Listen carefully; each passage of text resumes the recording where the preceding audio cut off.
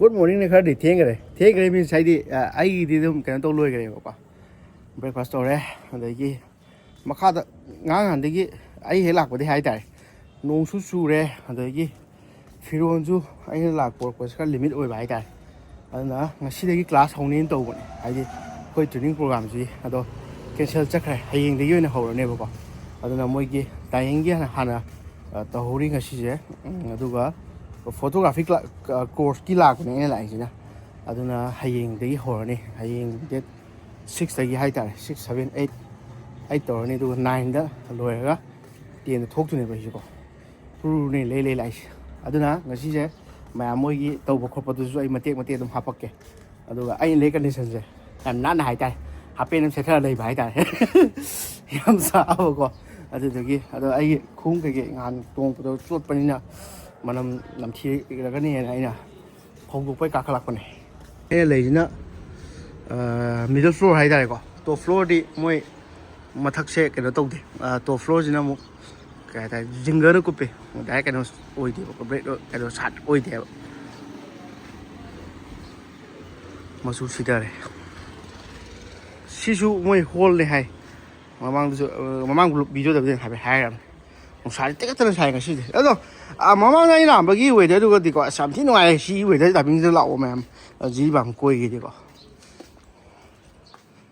ไอ้ชุดพกตัวกันมัวเลยเขาเล่นนั่งชิงตัวสิไอ้เต่าเลยไอ้เลยกันในชั้นเดียวเลยหาเปลี่ยนจีกันในเลยกว่าปามีเยอะเรื่องร้านจากเสร็จที่ร้านนี้แต่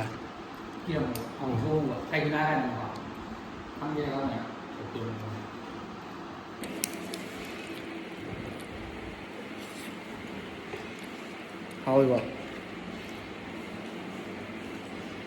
มากันไลฟ์จ้ะ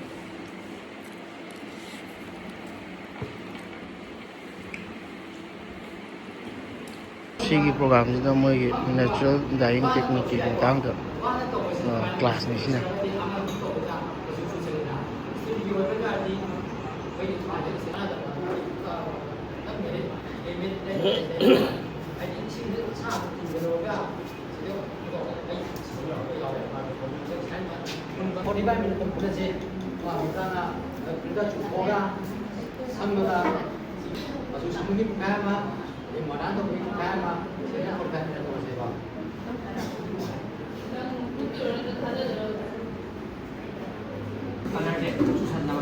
아니 또 곳에 지금 아까 말하는 하나 아이폰 사는 이유니까 마치 그 동안 흥미는 뭐야 이 사건이 내가 이거 하나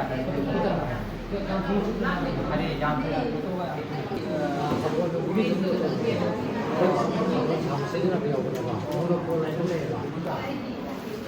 하는 수도권의 여러분들 지금 거다 헛백이 되면 좀 맞다 하는 게 수도권 헛백이 알아야 헛백이 알아야 된다 그러니까 오다리 하베 아니 그럼 안에 이렇게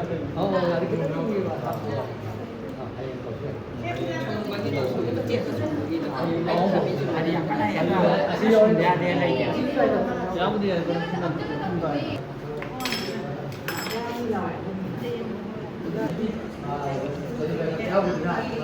그런 여기 많이 벌었고 돈을 못 뽑으네. 이제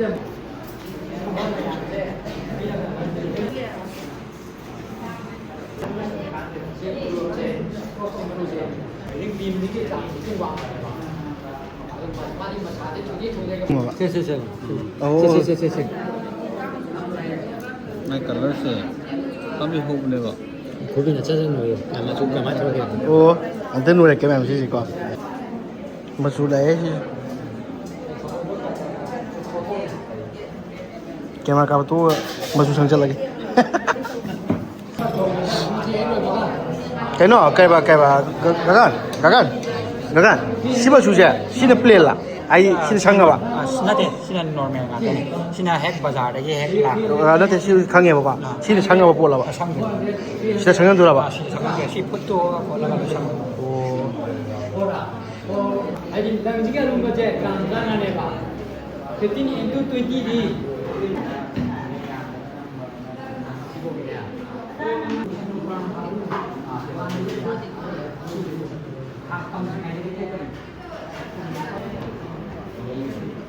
Masih ada?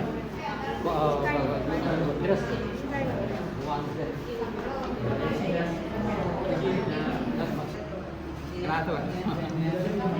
Sila tin. ID. Adi ako yung jingle ride kan đây Yes, yes, yes.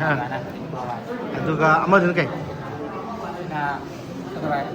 Soda bangka. nanti kan coba PGP kan Ah. PGP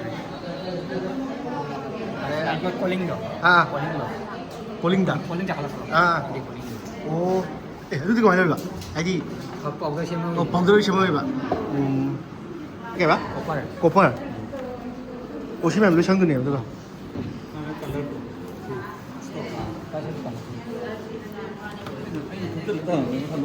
아, 뭐, 저는 또 보게. 오.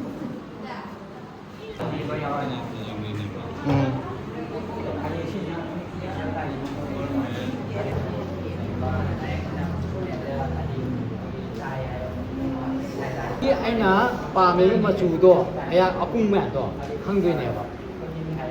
chủ thì chắc ăn phải ta chủ à đúng không bột khai đi lấy bà mi khai đi lấy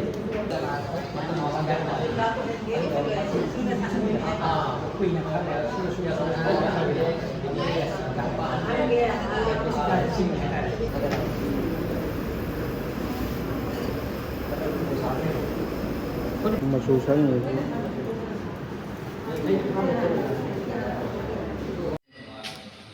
si lôi kre class over aduduga side forum position location idong sinan nothing CMF CMF 2 Pro này ai gì bảo này nằm ở đây mấy ju yaw thử ai iPhone charge tàu mà này, đúng xem cái gì ju bảo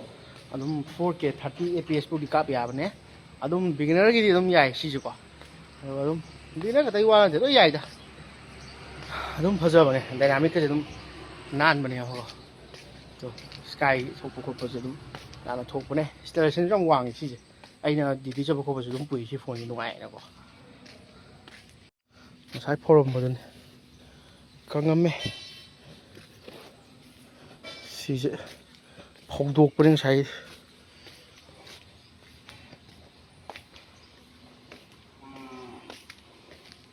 nguồn khá lạc tôi đây anh đọc sơ là vậy nữa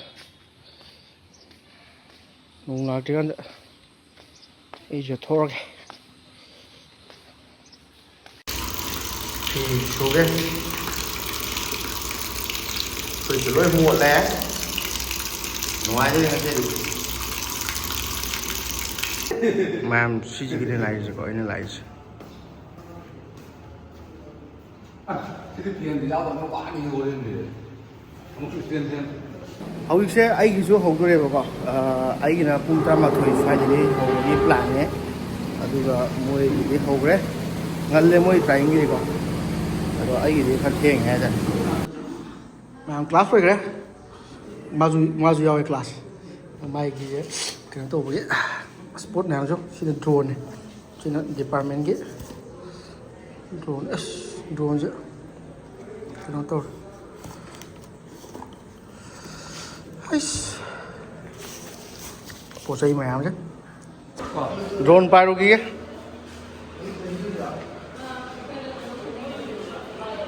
Battery cái gì không thì không?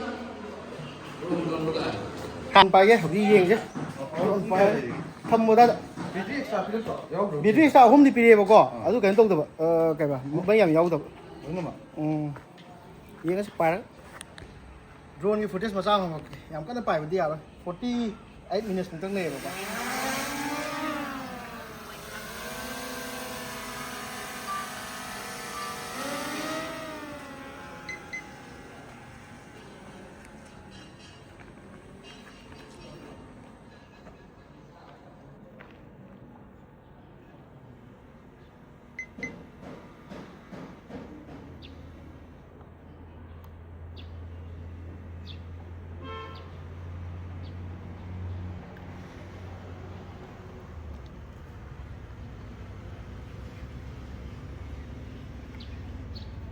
这里了，哎，这里有了。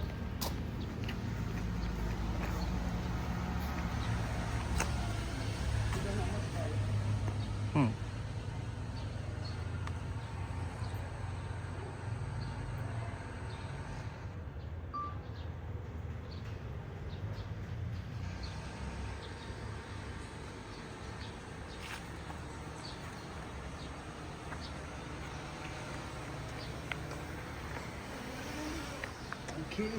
嗯。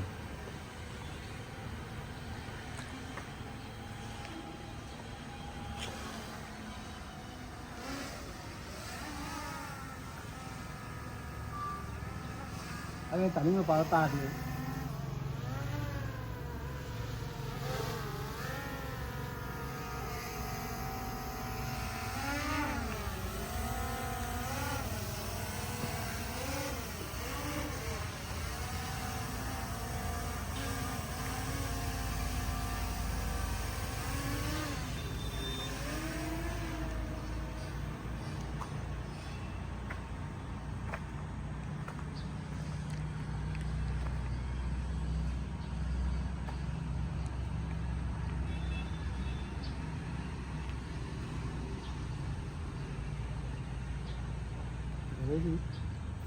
Dress view phong bro. Okay.